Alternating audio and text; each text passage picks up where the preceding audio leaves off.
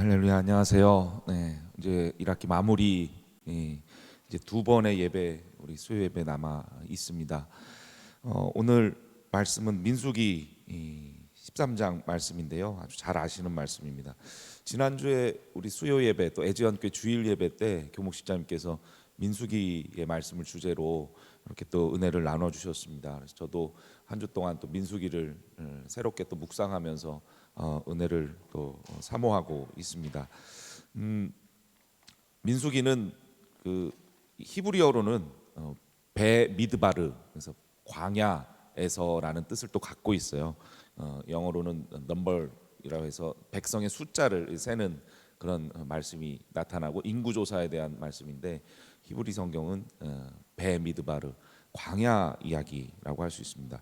오늘 받으신 그 찬양 아래 보시면 지도가 하나 나오거든요. 민수기에서 알아야 될 지명이 제일 밑에 시내산, 그리고 시내산에서 점점 올라오면 이제 가데스 바네아가 중간쯤에 있죠. 그리고 모압 평지가 오른쪽 위에 나와 있습니다.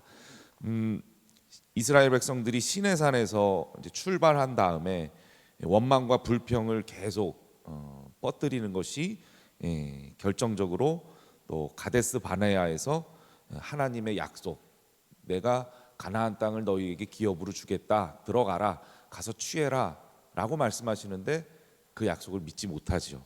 그리고 출애굽 1세대들이 모두 죽는 그 모습이 가데스 바네아에서 38년 동안 그냥 먹고 살다가 죽는 그런 일들이 일어납니다. 제 2세대들이 이제 성장하면서 모세를 통해서 이제 그들을 가나안 땅으로, 이제 모압 평지로 인도하시는데요. 오늘 13장에는 이제 부정적인 그런 힘에 빠져서 악한 평가를 내리고 또 재앙으로, 파괴로 이르는 그런 10명의 사람들이 기록되어 있고, 반면에 긍정의 힘을 가지고 긍정적인 바이러스를 퍼뜨리는 여호수아의 갈렙의 모습이 드러나고 있죠. 이스라엘 역사에서 씻을 수 없는 오점으로 남은 사건이 바로 이 가데스 바네아에서 일어난 사건이라고 할 수 있습니다. 그 땅을 이제 차지하라, 점령하라라고 명령하시는데 이스라엘 백성들은 정탐해야겠다라고 이야기를 합니다. 선뜻 움직이지 않고 정탐해야겠다. 민수기에는 하나님께서 정탐하라라고 명령하셨다고 기록하지만 신명기에는 사람들이, 이스라엘 백성들이 우리가 스스로 가서 봐야겠다, 하나님이 약속하신 거 못 믿겠다 하는 그런 말씀이 나타나요. 신명기 1장 22절에 보면 우리가 사람을 우리보다 먼저 보내서 우리를 위해서 그 땅을 정탐하고 어느 길로 올라가야 할 것과 어느 성읍으로 들어가야 할 것을 우리에게 알리게 하자라고 이스라엘 백성들이 먼저 정탐을 해야겠다, 하나님 약속을 믿지 못하고 하는 모습이 기록되어 있습니다. 그러나 너희가 올라가기를 원하지 아니하고 너희 하나님 여호와의 명령을 거역하여라고 신명기 1장 26절에는 기록하고 있습니다. 어쨌든 하나님께서 올라가서 취하라고 하신 그 명령을 거역했지요. 그래서 정탐꾼을 뽑아서 정탐꾼 먼저 보내자고 하면서 적에 대한 정보를 수집해야 되고 또 전쟁을 하려면 그렇게 해야만 어리석은 짓이 아니다라고 이스라엘 백성들은 스스로 자기들이 정탐하고자 합니다. 하나님 믿지 못하고 의심하면서 거스르는 행동이었죠. 12지파에서 한 명씩 12명을 불러서 가나안 땅을 일단 정탐을 합니다. 40일 동안 정탐해요. 그 지도에 점점점점점점 올려 그 화살표가 바로 이스라엘 백성들이 가데스 바네아에서 12명이 40일 동안 정탐하고 온 그 길이 바로 점점으로 나타난 화살표입니다. 40일 동안 똑같은 지역을 정탐했는데요, 두 가지 상반된 그런 내용을 보고하죠. 10명은 그들 앞에서 우리는 메뚜기와 같다라고 표현합니다. 우리는 능히 올라가서 그 백성을 치지 못한다, 그들이 우리보다 강하다, 이렇게 부정적인 생각과 보고를 하고 있습니다. 나머지 두 사람 여호수아 갈렙은요 다르게 보고하는데, 하나님께서 우리와 함께 하시면 그들은 우리의 밥이다, 하나님을 거역하지 말자, 두려워하지 말자라고 말하지요. 안타깝게도 대부분 이스라엘 백성은 여호수아 갈렙 말을 듣지 않고 10명의 정탐꾼 말을 들었다가 38년 동안 이 가데스 바네아에서 그냥 먹고 살다 죽었습니다. 20세 이상 계수된 자들인 출애굽 1세대, 그들은 그냥 먹고 살다 죽고 가나안을 밟아보지 못했죠. 아주 강하고 파괴적인 힘이 바로 지난주에 불평과 불만에서 나오는 그런 불뱀도 교목사님 말씀하셨고, 이 부정적인 힘, 강하고 파괴의 힘이라고 볼 수 있죠. 32절에는 악평이란 단어가 나타나고요, 33절에는 메뚜기라는 표현을 볼 수가 있죠. 일단 가속도가 붙은 불평, 불만, 부정의 힘을 만들고요, 다음 단계 파괴와 또 악평으로 이어집니다. 가데스 바네아 사건 속에서 이렇게 부정적인 힘이 얼마나 큰지 우리는 목도할 수 있습니다. 30절은 갈렙이 그렇지 않다, 우리가 곧 올라가서 그 땅을 취할 수 있다, 능히 이길 수 있다, 할 수 있다고 하지만 부정적인 생각에 사로잡힌 사람들은 악한 평가를 하고요, 결국 극단으로 치달아서 갈렙과 여호수아를 돌로 치려고까지 하지요. 이 10명의 정탐꾼들이 퍼뜨린 이 불신앙, 불순종, 부정적인 힘은 한순간에 이스라엘 백성들 전체를 감염시킵니다. 그래서 14장 1절 보면 온 회중이 목을 놓아서 통곡하지요.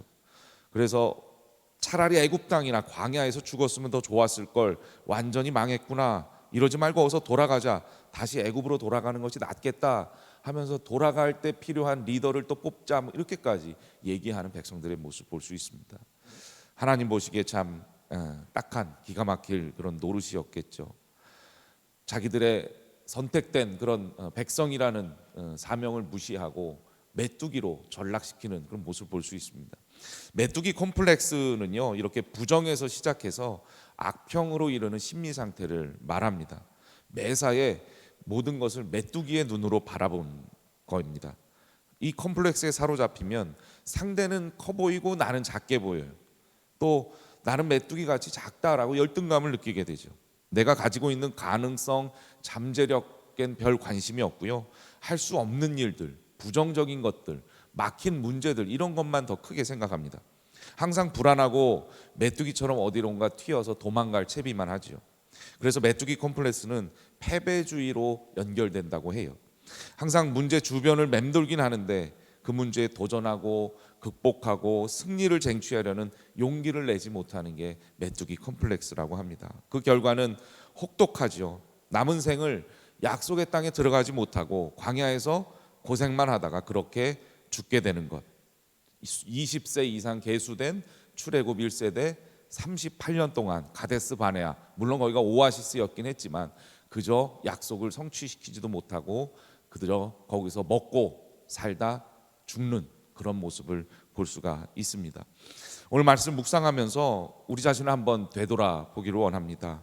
때로 불평과 불만, 또 원망에 사로잡혀서, 이 부정적인 힘에 사로잡혀서 악평을 한다거나 열등감에 치우치진 않았는지, 하나님께서 약속하시고 나를 인도하신다는 것을 신뢰하지 않으시고 내 뜻대로 생각하고 판단해서 문제에 도전하거나 극복하는 것이 아니라 도망가거나 회피하거나 그랬는지 않았는지, 그렇게 살고 있다면 38년 동안 그냥 먹고 살다 죽은 출애굽 1세대의 삶을 우리도 살 수밖에 없다는 것을 기억하시기 바랍니다. 갈렙과 여호수아처럼 하나님 약속을 신뢰하시고 우리 앞에 어떤 문제와 또 어떤 난관이 있더라도 믿음으로 승리한다는 확신을 갖고 나아가시는 여러분과 제가 되길 주의 이름으로 축복합니다.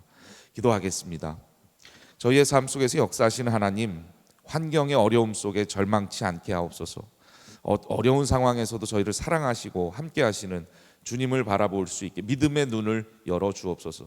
가나안 땅 정탐한 사람들 가운데 불신앙과 부정의 힘에 이끌려서 악평으로 하나님 진노를 받아서 재앙으로 죽은 그런 10명의 삶, 또 출애굽 1세대의 삶이 아니라 긍정의 힘으로 확신하고 하나님 약속 믿고 담대히 나아가 축복의 땅에 이른 여호수아와 갈렙의 삶이 우리의 삶이 되게 하옵소서. 때문에라고 탓하며 사는 게 아니라 하나님 덕분에라고 늘 감사하고 긍정하며 문제를 극복하며 살아가는 저희들 되게 하여 주옵소서. 예수님의 이름으로 기도합니다. 아멘.